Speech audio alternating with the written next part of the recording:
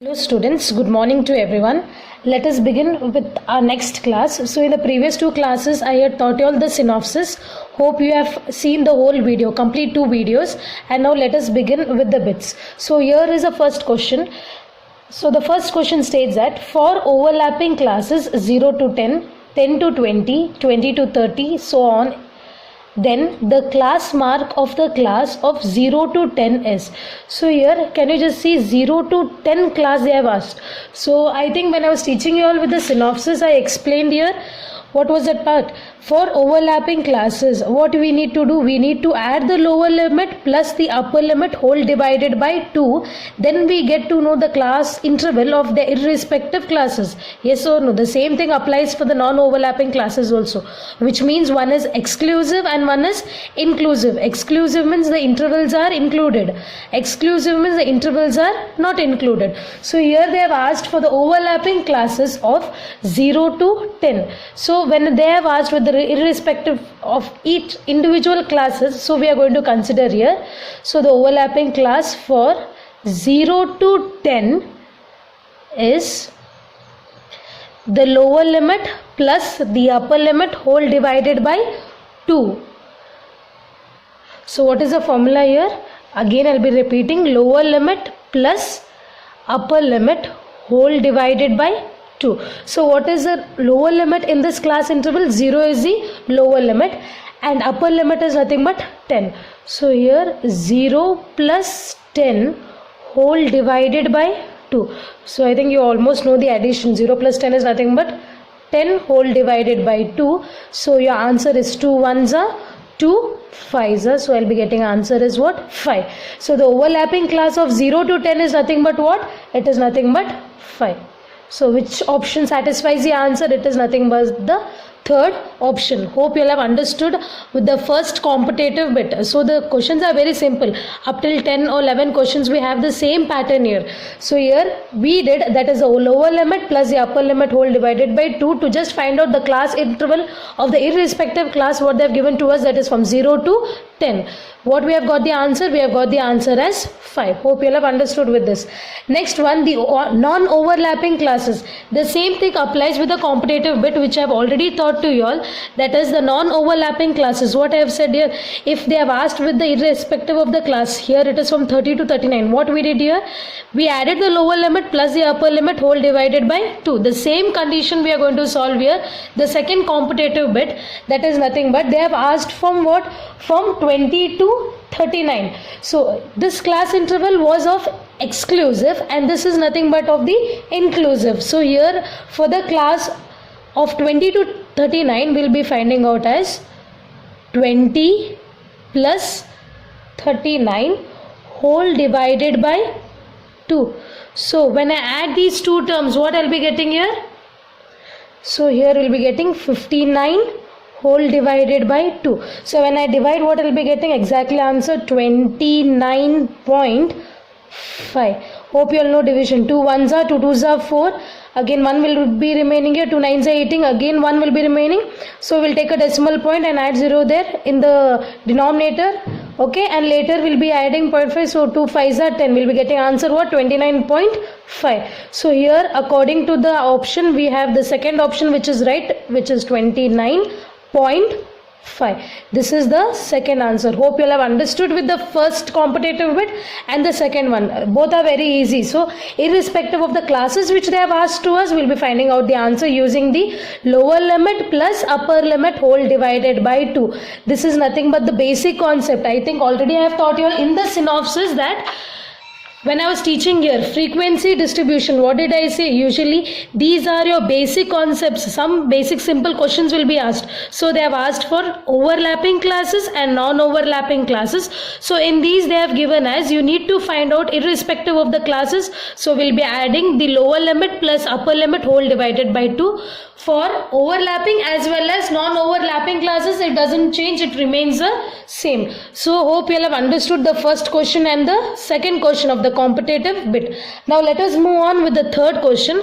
So third question states that for the class intervals 0 to 5, 5 to 10, 10 to 15, so on, the length of the class is. So the length of the class Same way, the synopsis which I have already taught to you all. So length of the class, how we are going to define? The difference between the lower limit or the upper limit of two conjugative classes. So here, if these two conjugative classes I am considering, so I have considered the lower limit and as well as the upper limit, and later when I find out the difference here, I'll be getting the length of the class. If not, even directly you can consider as. How you are going to consider directly? Here they have asked for the class interval of 0 to 5. This is the class asked here for us. So even you can calculate as 0, 1, 2, 3, 4, 5. Is it clear? Even in that method also you can consider. So if we are considering with that, the length of the class, what will be getting here? Difference also you can consider, that is 5 minus 0. So the length of the class,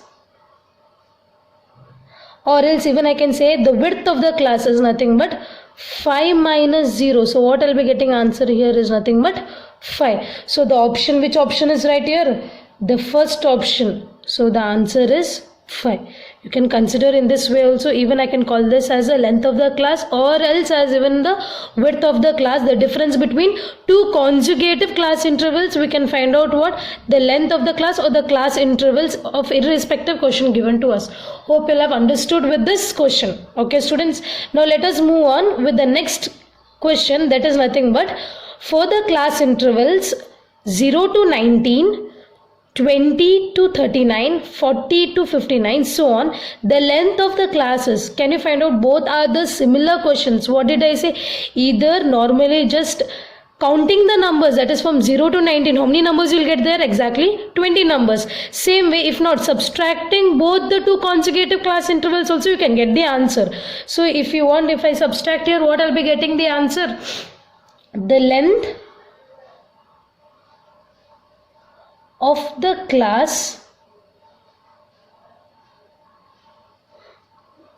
that is 20 minus 0. So what I'll be getting answer here? 20. If not, how many numbers are there from 0 to 19? We have 0 to 19, 20 numbers here. So what will be the width of the class interval here? Width of the class interval will be what? 20. So the first option is right. So we have got the first option as the answer. So the first option is nothing but 20. So 20 is the answer for this class interval. And for this class interval here we have answer is 5. So this was irrespective of what? Overlapping classes. This is non-overlapping classes. But the formula remained the same. That is lower limit plus upper limit whole divided by 2. The same condition we applied for this. Here you will be just finding out the width of the class interval between the class intervals what they have asked, or else even we can call it as length of the class intervals of the two difference of two consecutive classes. Hope you'll have understood with these 4 questions. Is it clear for you all students? Now let us move on with the next question. So next question states here is, which of the following measures is most suitable on the central location for computing intelligence of the students? So here whenever it comes with intelligence of a students, it is nothing but called as qualitative data. Yes, some of the things you have already heard in your theory classes. So here to find out the intelligence of the students, the most suitable one of central location for computing intelligence of individual students. So here whenever it comes with the intelligence of the students, what we need to find here? The middlemost term. Yes or no? Intelligence of the students here. So the middlemost term, when we find out, we'll get to know the intelligence of the students. So the middlemost term is nothing but called as the median whenever it comes with the qualitative data. So what is the option here? Option is nothing but D. Option is D. Hope you'll have understood here with this 5 questions. If this question, I'll repeat it once again. Which of the following measures is the most suitable one of central location? So the word central means what? Is nothing but the middlemost value, which they have asked for what? They have asked for intelligence of the students. So central value or middlemost value, which means what? It is nothing but included with median. So here it satisfies with the option median. So I have ticked the option median. Hope you will have understood these 5 questions, and these 5 questions are perfect to you all. Apart from this, they won't be the similar questions in the exams asked, okay? There'll be much more different questions also asked, but see that you're perfect with the synopsis which I've taught in the 2 classes. If you're perfect with that, then automatically you can solve all the questions on your own. No need to depend on the lecturers, right? Now let us move on with the next part, that is from the 6th question onwards. Yes students, I'll be giving you all time 2 minutes. You can just take a screenshot of it and you can write down in your notes, and when you be coming back to the class, I'll be checking your notes. Hope these 5 questions are clear to you all. Just take the screenshot and let us move on with the next part of the competitive bids, that is from the 6th question. So students, here the next question states that which of the following is not a measure of central tendency? Yes, I'll just take the synopsis paper which I've taught to you all. So in measures of central tendency, I have taught AM, that is arithmetic mean, geometric mean, harmonic mean, median and mode. Yes, these are nothing but the measures to find out what central tendency for the characteristic of the entire data which is given to us to find out the central value. Yes or no? So these 5 methods I have used in the measures of central tendency. Just check out with the question, which of the following is not a measure of central tendency? So what is given here? Mean is given, median is given, range is given, mode is given. So when I taught here in the synopsis, I only explained arithmetic mean, geometric mean, harmonic mean, which means it is nothing but the mean. Okay, next one, median and mode. There in measures of central tendency, I have not used range, which is nothing but it is not a measure to find what? Central tendency. So which one is the answer?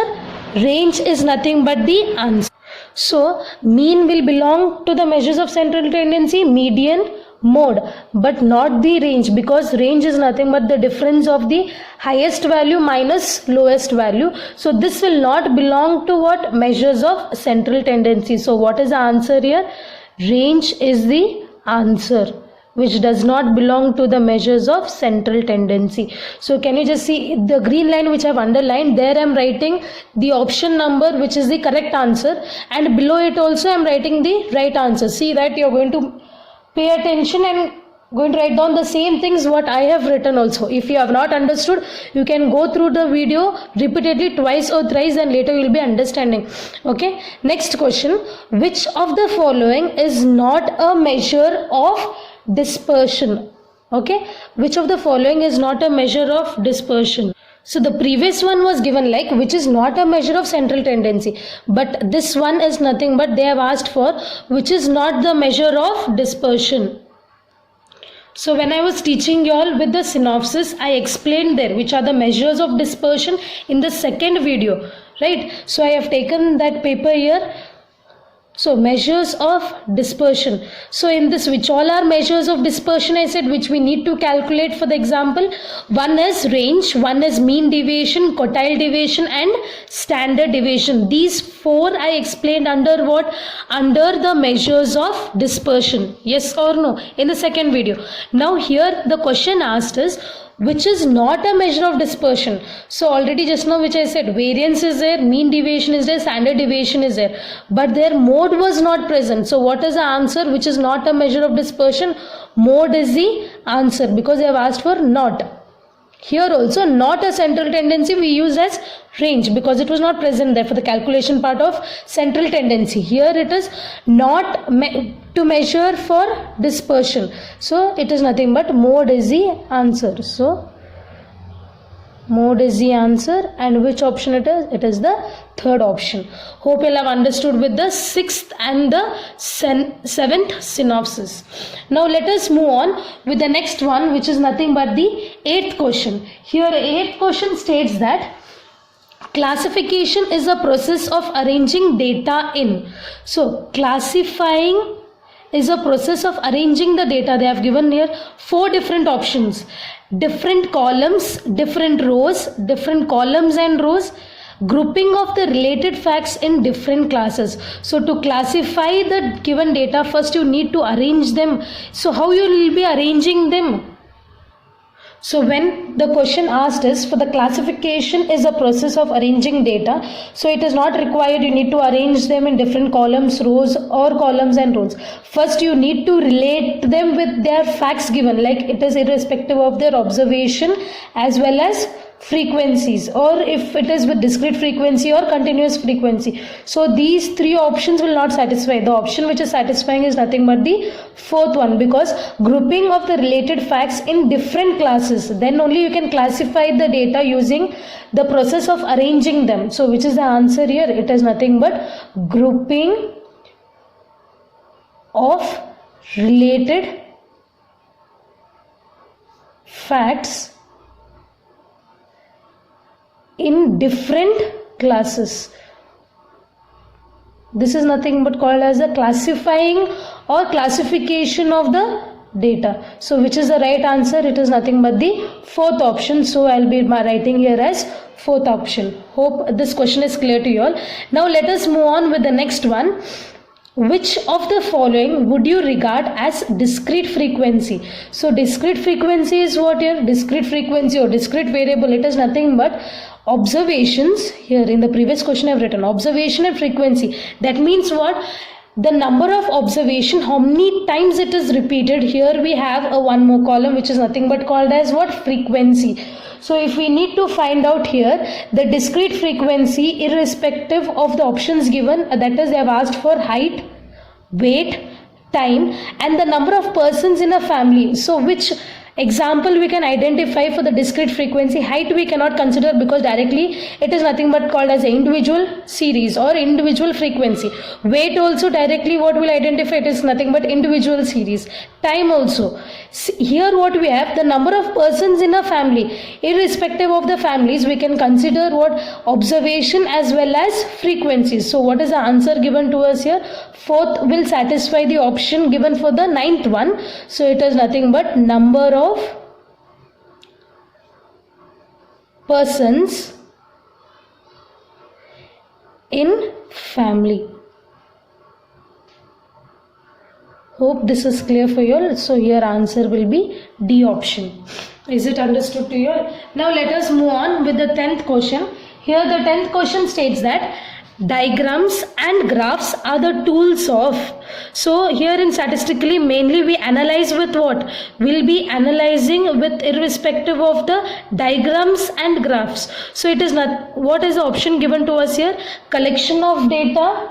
Okay, next one analysis and next one presentation and summarization. Just now I used a statement word here. Diagrams and graphs are nothing but the tools of what? To analyze whatever the data is given. Yes or no? So what will be the answer here? It is nothing but the analysis of the diagram as well as the graph. We analyze them and later based on that we'll be calculating the entire data given to us. So what is the option here? It is nothing but the B option. So here the 6th, 7th, 8th, 9th and 10th, these are nothing but the statement problems given to us. There is nothing much calculation given to us here. So the statement problems also play a vital important role here.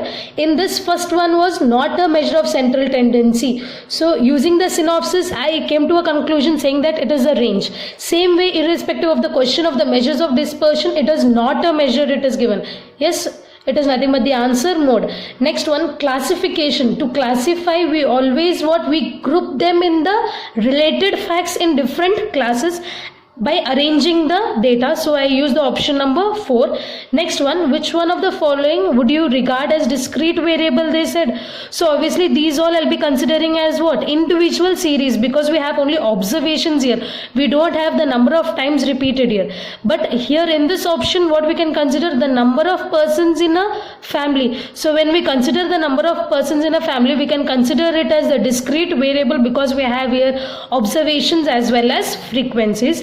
And the next last question is diagrams and graphs. Why do we use diagrams and graphs? It is nothing but the statistical data representation for the entire data whatever we are going to consider. So how we'll be considering the data, whether using collection of data they have asked, or analysis, or presentation, or summarization. It is nothing but the analysis we do whenever diagrams and graphs are there. So here the option is nothing but B. Hope you'll have understood these 10 questions. First 5 questions you had to solve using some simple formulas, and the next 5 questions what I solved, it is nothing but the based on complete statement problems using the concept of synopsis, which I've already taught you all in the previous 2 videos. So repeatedly I said you all see that you're going to watch the 2 video links which are very very important. Hope these 10 competitive bits are very clear to you all. Now let us move on with the next part, that is from the 11th competitive bit. See students, you take the screenshot of this page and you're going to write it down in your notes. Okay, 2 minutes time I'll be giving. Fast.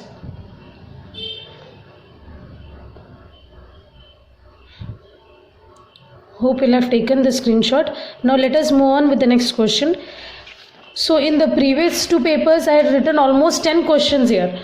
Here I have written only 1 question because here to solve, here I have written only 1 question because we need to solve this question and later we need to identify with the answer. So the question states here, the arithmetic mean of the first n odd natural numbers is. So whenever we need to find the arithmetic mean, so first of all arithmetic mean is nothing but what? Sum of observations, yes, whole divided by total number of observations. So what does it mean? Sum of observation divided by the total number of observations. But can you notice here one thing? Here only they have given the statement as the arithmetic mean of first n odd numbers is. So first you need to write down the observations. So observations what I'll be writing here? First n odd numbers means 1. These are nothing but your observations, right? 1, 3, 5, so on. Why I am using 1, 3, 5? Here it is said first n odd natural numbers. So odd numbers are 1, 3, 5, so on. Already in sequence and series chapter you have learned how to identify the nth term. So the nth term for first n odd natural numbers you already know, it is nothing but 2n minus 1. If you don't know also, can you just check here, just substitute the values here. In this case nth term, if I substitute 1, so what I'll be getting here? 2 ones are 2 minus 1. Answer is nothing but 1. Can you see the first order is nothing but 1. Next one, in the nth place, that is the nth term, substitute 2. So what I'll be getting? 2 2s are 4 minus 1. Answer is nothing but 3. Can you just notice in the sequence 3 is present. Next one also. 2 into 3, the next natural number, if I substitute 2 3s are 6 minus 1, your answer is 5. So this is nothing but the nth term of the question given to us, that is n odd natural numbers. So what we have, n odd natural numbers, the nth term is nothing but 2n minus 1. So these are the observations which we considered from the given statement given to us. But here we need to find out the sum of observations. That is, we need to add all these terms. Yes or no? Whenever we need to add all these terms, we need to know what is the total sum of these sums. That is the summation of all the terms. Whenever we want to find out the summation of all the terms in form of sequence given to us, so I'll be directly using the formula which you have learnt in the chapter of sequence and series. Whenever sequences are given, we'll be knowing the first term, we'll be knowing the last term, then directly you can substitute the value. If not, even if we are knowing the difference also, we can substitute the formula. So what we have the formula? One formula is Sn is equal to n by 2 to a plus n minus 1 into d. Either this formula or else the one more formula, n by 2 into a plus l. So using these two formulas you can find out the summation of sum of all the observations. Yes or no? Whenever we want to find the sum of all the observations, either whenever sequence is given, irrespective of the question, okay, here sequences are given, so I am using this sum of observation, that is using the sequence formula, I am finding out the answer here. So now when I want to know, what I'll do, rather than using the first formula, I'll be using the second one, because it will become much more easier for us to solve this question. So here, as we know, n is nothing but the number of terms here. Number of terms is nothing but n in this question. And a is nothing but the first term given to us, and l is nothing but the last term which we have already found out, that is nothing but 2n minus 1. So now if I substitute in Sn, what I'll be getting answer, n by 2 into a plus l. So here n is nothing but number of terms, so it will remain as it is. A is nothing but the first term, so first term A is here in the sequence, it is 1, and L is nothing but the last term, here it is 2n minus 1. So substitute that 2n minus 1. So if I substitute here, what I'll be getting answer, Sn is equal to plus 1 and minus 1 will get cancelled only when it is multiplication. Okay, whenever if addition is present, don't directly go to cancel here.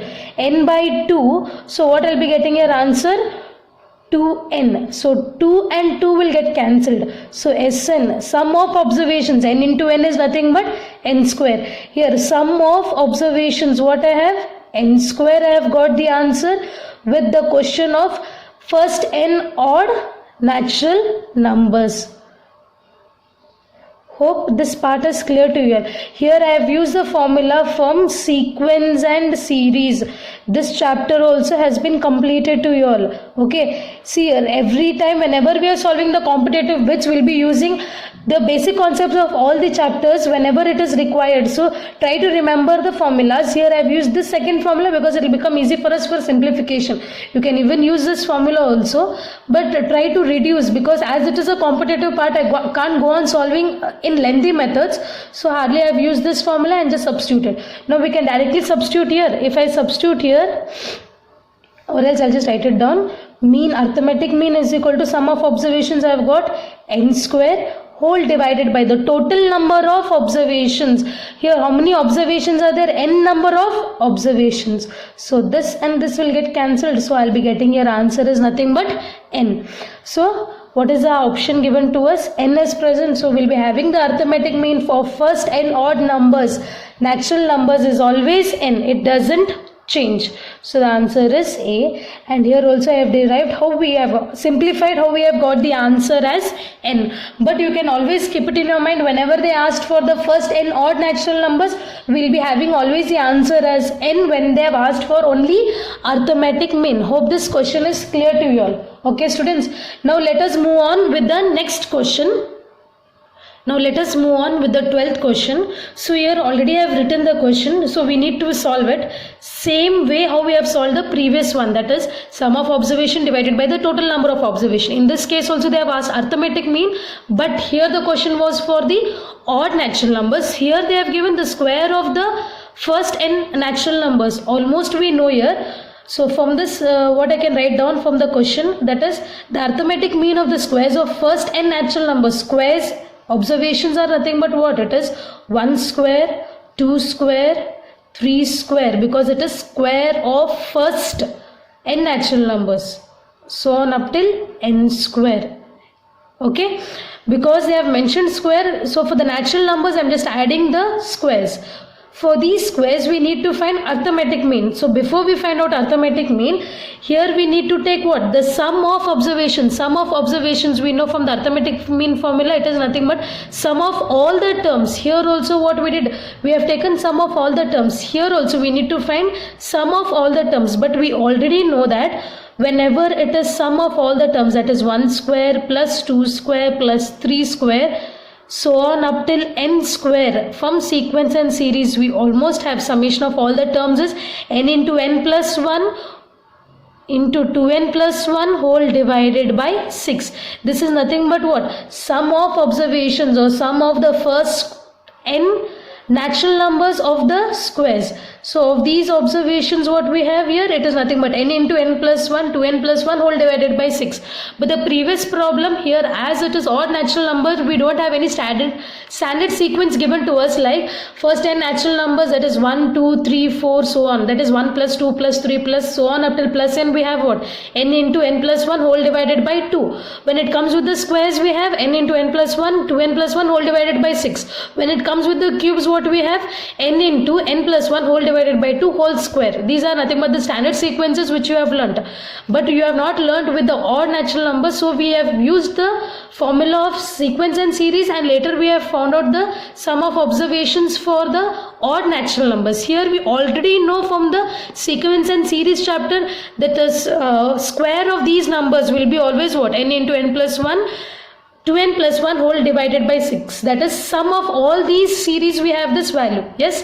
Now we have got the sum of observations. Directly we will find out for arithmetic mean. So it is nothing but n into n plus 1, 2n plus 1 whole divided by 6 divided by the total number of observations.